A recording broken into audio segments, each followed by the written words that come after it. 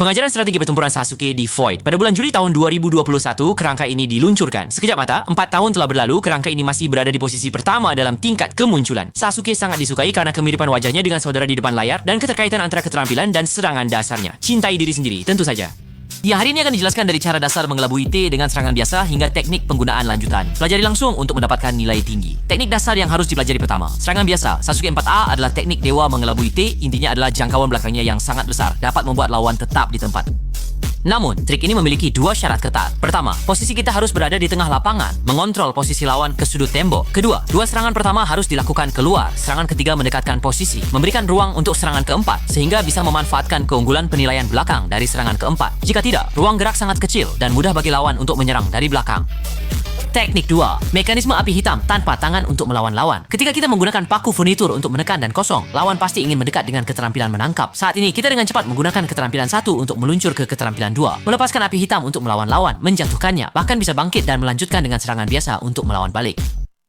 Dalam pertempuran nyata, lawan sama sekali tidak menyangka operasi seperti ini. Teknik ketiga, mengontrol posisi. Gerakan 3A dan 4A Sasuke bergerak sangat jauh. Ini adalah kartu as untuk mengontrol posisi.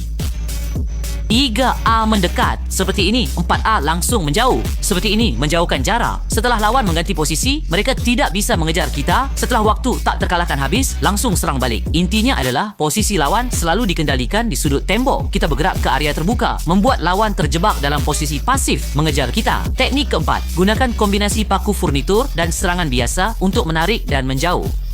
Ini adalah jurus khas Sasuke yang bisa menunda cooldown pengganti selama 6 detik secara paksa, memulihkan ritme. Bagian pertama dari jurus ini adalah melompat tinggi, lalu segera sambung dengan serangan biasa. Kemudian gunakan bagian kedua untuk menyapu lawan. Sambung dengan serangan biasa, menyapu tanah dengan jangkauan super panjang melintasi seluruh peta. Seluruh rangkaian operasi ini, selama lawan berani menggunakan pengganti, mereka akan tetap di tempat, sepenuhnya dikendalikan olehmu, membuat mereka sangat kesulitan pelajari ini untuk meningkatkan peringkat. Teknik 5. Gunakan A lambat lebih sering dalam pertempuran nyata. Serangan biasa Sasuke terasa sangat baik dan jangkauan perpindahan 3A juga sangat jauh. Ketika lawan cepat mengganti posisi, jangan gunakan A penuh. Perlahan-lahan gunakan 3A. 3A memiliki jeda kecil setelah digunakan dan dapat memberikan ilusi kepada lawan, membuat mereka selalu waspada terhadap kita yang mungkin menggunakan 4A untuk menjauh sehingga memberi kita ruang dan waktu untuk bergerak. Dalam pertempuran nyata, ketika lawan memiliki gulungan rahasia, jangan langsung menggunakan 4A ke wajah. 4A memiliki jeda akhir, tidak bisa mengeluarkan keterampilan gulungan rahasia, sangat mudah ditangkap. Di sini kita bisa menggunakan teknik berputar 4A. Dalam pertempuran nyata, gunakan trik ini untuk membingungkan lawan. Saat 4A, cepat gerakan joystick. Putaran pertama sebenarnya adalah gerakan palsu untuk membingungkan lawan. Selanjutnya adalah bagian lanjutan tentang menekan lawan, menggabungkan teknik sebelumnya dengan mekanisme inti kerangka, teknik gabungan. Pertama, sebagai pemain Sasuke, hanya dengan mengaktifkan kerangka dan melihat lawan, penampilan kita sudah bisa memberikan tekanan besar pada lawan, memancing mereka untuk menggunakan keterampilan dan gulungan rahasia.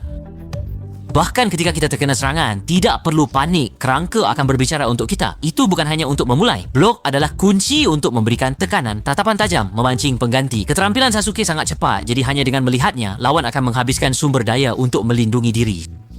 Tunggu dia menghabiskan semua sumber daya, lalu tebas sekali. Bukankah ritmenya sudah pasti kita kuasai? Menghadapi Jiraiya, di awal bergerak menghindari satu skill, lalu gunakan kerangka untuk menekan. Setelah memancing perbedaan, saat lawan ingin memulai dengan sudut besar sumbui, langsung gunakan teknik untuk mengeluarkan skill, lalu sambung dengan api hitam untuk menyapu. Perhatikan untuk menarik keluar. Ruang gerak di luar lebih besar. Dia sama sekali tidak bisa memukulmu. Jika terpojok di sudut dinding, itu tidak akan berhasil. Kerangka bisa langsung memulai dan menghentikan keterampilannya. Kerangka bisa menyerang dan bertahan, tetapi jika dilepaskan di tempat, akan ada sedikit jeda, tidak bisa menekan tombol gerak gulungan rahasia. Melepaskan kerangka selama pergerakan akan sangat mulus. Selipkan keterampilan saat bergerak, sulit untuk diantisipasi.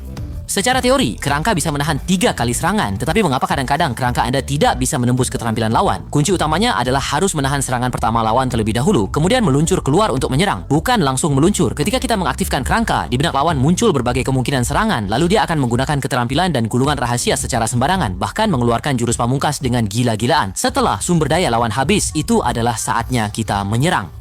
Jika kamu mengatakan lawan tidak tertekan, tidak bisa memancing keluar skillnya, bahkan berhasil mengantisipasi kerangka, itu tidak masalah. Kita bisa menarik mundur, menggunakan teknik tarik ulur yang disebutkan sebelumnya untuk melawan balik, menunggu cooldown skill kita, dan mengendalikan posisi untuk mengambil kembali ritme. Yashari! Ishasha! Tentu saja, sebagai Sasuke sendiri, kamu harus ingat bahwa kamu adalah yang paling bersinar di arena. Sebagian besar ninja tidak bisa menandingi keterampilan Sasuke. Bukan hanya masalah blokir, kecepatannya secara horizontal sangat cepat. Ini memberikan pengalaman bermain yang sangat baik dalam pertempuran nyata, ditambah dengan serangan ketiga yang tak terkalahkan. Gerakan serangan yang tampak nyata dan palsu memberikan tekanan besar pada lawan. Manuver fleksibel pada Sumbu Yi menambah kemungkinan yang berbeda baginya. Seorang ninja yang menyenangkan, keterkaitan antara keterampilan dan serangan biasa sangat penting.